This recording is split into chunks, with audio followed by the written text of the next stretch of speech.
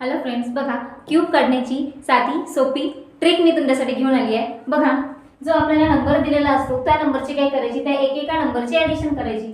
बघा करूया। 2 + 1 + 6 9 आला आन्सर 9। त्यानंतर या 9 मधून हा 3 काय करायचा, मायनस करायचा।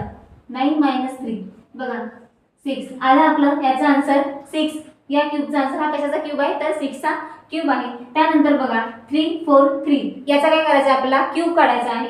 बघा काय करायचं, मग लिहूया आपण 3 + 4 + 3 किती आले 10। आता 10 मायनस हा 3